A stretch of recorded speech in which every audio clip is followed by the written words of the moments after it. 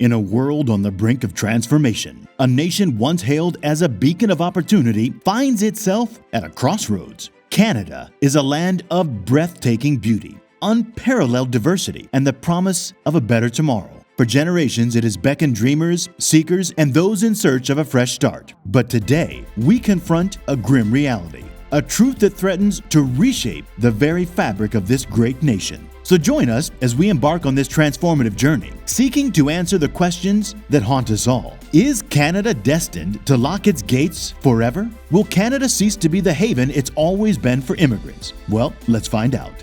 Welcome to Canada, A vast and expansive country stretching from the Atlantic Ocean in the east all the way to the Arctic Ocean in the north, and the Pacific Ocean on the western coast. Covering an enormous land area of 9.9 million square kilometers or 3.8 million square miles, Canada is larger than the entire continent of Europe, which is only slightly bigger. Surprisingly, Canada's population is much smaller, with around 38 million people compared to Europe's 750 million. To put this into perspective, let's take Java, an island in Indonesia which has over 145 million people packed into an area less than half the size of Canada's 4 smallest states. Even Newfoundland and Labrador, one of Canada's provinces, has just over 520,000 residents. However, Canada boasts an impressive maritime heritage, with the world's longest coastline spanning over 240,000 kilometers, or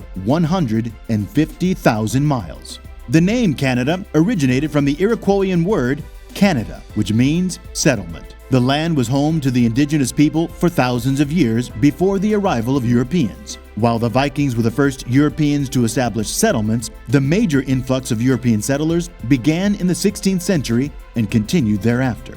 Canada shares similarities with its neighbor, the United States, but it differs significantly in terms of population distribution. The majority of Canadians reside in the southern regions, while the rest of the country remains sparsely populated. So, why is this the case? Is it solely due to cold weather? Well, yes, the cold is undoubtedly a factor. Throughout winter, temperatures often hover around 0 degrees Celsius, dipping as low as minus 20 degrees Celsius in the northern provinces. However, the cold alone does not explain Canada's sparse population. If we look at Russian settlements in similar latitudes, we can see that they have significantly larger populations than Canada. So what sets Canada apart? Approximately half of the country is covered by the Canadian Shield, a vast expanse of exposed rock with soil unsuitable for farming. This geographical feature posed a challenge for establishing large settlements, as the lack of fertile land made it difficult to sustain a population dependent on agriculture.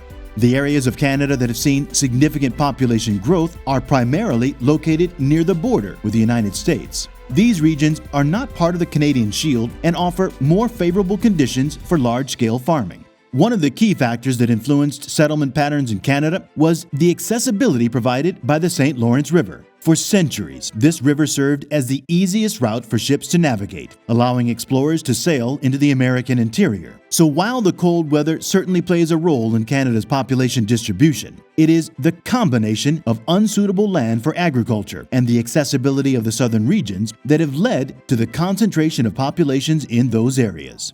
Meanwhile, the population of Canada is gradually becoming older. On the one hand, people are living longer, enjoying extended lives. On the other hand, women are having fewer children compared to the past. The life expectancy at birth in Canada is an impressive 82 years, ranking among the highest globally. Conversely, the fertility rate has declined to 1.5 children per woman, a significant decrease from the 3.8 rate in 1960.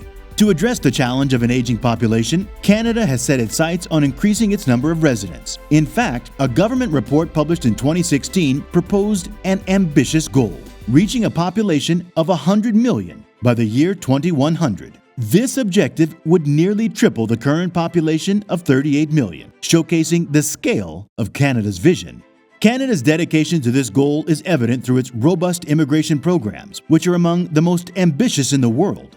An instance of this commitment is the year 2022, during which Canada welcomed a record-breaking number of newcomers. Over 437,000 new immigrants were granted entry, making this the highest number in a single year in the country's history.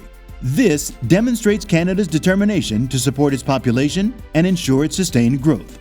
Besides the need for new workers to replace retirees and make up for the low birth rate, Canada has an additional reason to attract millions of immigrants. The country aims to populate its 3 northern provinces, which cover almost 40% of the territory, but are inhabited by a mere 115,000 people. This vast and scarcely inhabited region holds immense potential, as it is estimated that 22% of unexploited hydrocarbon reserves lie within the Arctic, which forms Canada's northern border. With the melting of the Arctic, new opportunities are emerging, such as the establishment of shipping routes and the exploitation of resources like oil and gas. Thus, one of the government's objectives is to welcome a large number of immigrants who can contribute to the economic, tourism, and commercial development of this northern region. However, there is a challenge to sustaining the pace of immigration. Most incoming immigrants prefer to settle in the South, closer to the United States, where the majority of the population resides. In fact, cities like Toronto, Montreal, and Vancouver, which offer job opportunities, a better quality of life, and potential connections, are more appealing to newcomers. This presents a problem because there is a shortage of housing to accommodate the influx of immigrants. The rapid population growth far outpaces the rate of housing construction. Consequently, housing rents have skyrocketed, surpassing what many immigrants can afford. Approximately 1/3 of immigrants settle in Toronto, the country's largest metropolitan area, with 6.2 million residents. In this city, annual rent increases range from 10 to 26%. As a result, it's not surprising that for every 2 immigrants arriving in Toronto, at least 1 eventually leaves due to the high cost of housing and limited supply. The struggle to balance housing availability and affordability with the increasing immigrant population poses a significant challenge for Canada's cities, particularly those experiencing rapid growth.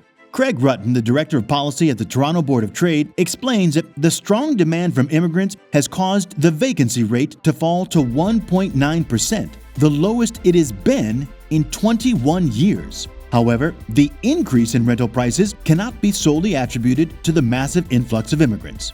When the pandemic began, central banks worldwide lowered their reference interest rates, making borrowing money more affordable. As a result, people started taking on debt to purchase homes. Even high-income families sought second or third properties in the suburbs to escape lockdowns. These factors led to a surge in housing prices across many cities globally, including Canada. Buying a home in 2022 became the most challenging and expensive it had been in over 40 years since the housing bubble of 1981.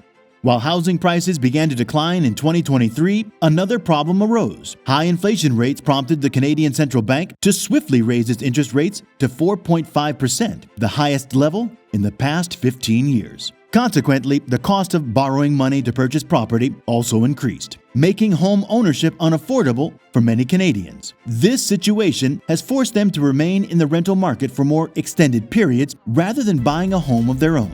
Summarily, the significant number of annual immigrants is exerting pressure on rental prices. Simultaneously, the high interest rates for borrowing are compelling Canadians who had intended to buy homes to continue renting. This further intensifies the strain on its rising housing prices, creating a challenging environment for prospective homeowners in Canada.